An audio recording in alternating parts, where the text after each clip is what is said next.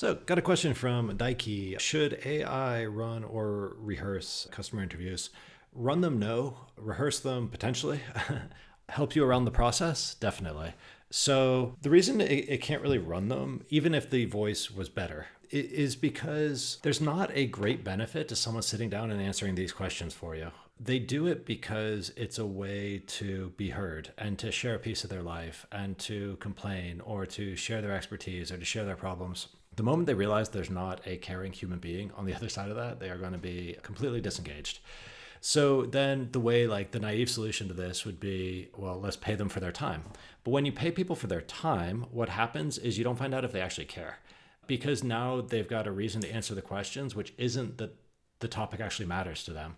And kind of the first and biggest thing you want to figure out when you're building a company is, do my customers care? And so there's a hidden benefit to trying to set up the customer conversations and talking to people, which is that, like, if nobody cares, then no one talks to you. And there's important data in that, as annoying as it is. And that doesn't mean the business isn't going to work, but it means you haven't found the language to make the customer segment realize what you're talking about, or you haven't found the customer segment for who that problem or goal or outcome is top of mind. And those are all pretty important learnings. And if you pay people for their time, which you would have to do if you were running this as some kind of like automated, machine assisted interview process, which is basically closer to surveying than to customer learning, it kind of undermines or skips like one of the biggest things you're trying to learn. And you end up learning a lot of details about a problem that people don't actually care about. So I would not want to have a machine run my interviews for the same reason that I don't like using surveys for customer learning. It's a little bit different if you're dealing with existing customers and you're collecting like case studies, feature requests, bug reports, stuff like that. In those cases with existing customers, surveys work a lot better. I would imagine that AI facilitated interviews would work a lot better because people then have a reason to be talking to you.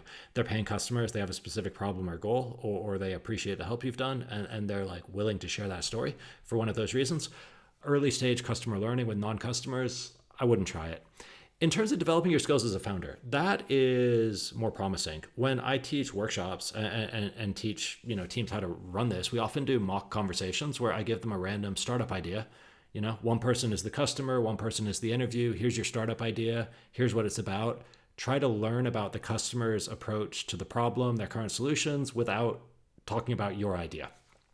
And it's hard for people. Like, it's hard for them to direct the conversation onto the correct problems without turning it into an implicit or explicit pitch for their idea, even when it's just a silly made up idea I just gave them 2 minutes ago. And then I have a third person basically act as the observer, kind of taking notes and marking down where the interviewer or the conversation kind of went off track or made blunders. And then you can talk about it and you can switch roles. And in just a few minutes of practice, it's really helpful for identifying what you're doing wrong and where you're going off track. And certainly, like, if you got the AI to kind of sanity check you in the same way, where you said like, hey, here's what I'm trying to do. Like, here's what I want you to look out for, and you went back and forth. It's like, where did this go off track? I think that is potentially a useful way to accelerate your learning and get some practice reps in before you go into a live conversation. I think you could also use it after conversations. So if you are doing your conversations online and you are doing a transcript recording, I do not like the idea of dumping the entire transcript into like a knowledge base, which you're going to then extract for lessons learned, because it muddles together the biased data, the bad data with the good data. I do like transcripts though. It's really helpful to have a full transcript that you can review yourself and be like, oh yeah, this was the exact quote. And like, oh, they said something about this. Let me like replay it mentally in my head. So I like to combine human transcript like review and then decide which parts I'm going to kind of scratch from the record versus save, but really handy. And then I also take my own notes during the conversation itself to kind of highlight the most important things that I want to make sure that I remember to dig out of the transcript, or that, are open questions that I want to loop back to later in the conversation itself, that sort of thing. But if you've got the transcripts anyway, then you can also feed the transcripts into an agent afterwards and be like, hey, like, don't tell me what this means for my business, but I want you to be my like kind of like cusdev coach, Tell me where I slipped into pitch mode. Tell me where I violated the rules of the mom test. The mom test has been around for long enough that the agents are kind of aware of the rules in the process. So you can be like, hey, like, where did I slip off track from the mom test? I'm also in the process of building a skill set that you can put into your agent, not to do the cusdev for you, but to help you kind of analyze what you're doing and ensure that you're following the rules and figuring out where you go off track. Very helpful as a learning tool. I did a lot of watching my own like recordings or going in with a friend, and we would to each other's cusdev interviews. even though we weren't in each other's companies. It was just another founder. And like he would come to some of my interviews and I would go to some of his, and then we would take notes on each other and we would compare. It helped me a lot early on. Of course, I didn't have a book like The Mom Test to read, so I had to like stumble my way through it a lot more. But yeah, it's great. Anything to accelerate your learning is a great use of it. And there really are like, it's stuff that you can pick up from the transcript.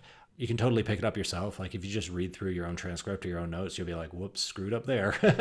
The next 10 minutes of them talking was pure bias, and I set it up when I said this exact thing. You can learn a lot, but yeah, if you find it helpful to have the agent act as your kind of cus-dev coach, totally useful. And then I do think there's some opportunities, not necessarily in the pure customer learning, but certainly like AI facilitated, video-based equivalents to surveys and market research for existing customers, or for more like demographic research. It's unclear how valuable that is and how much tooling it's worth, because surveys are always kind of a niche thing.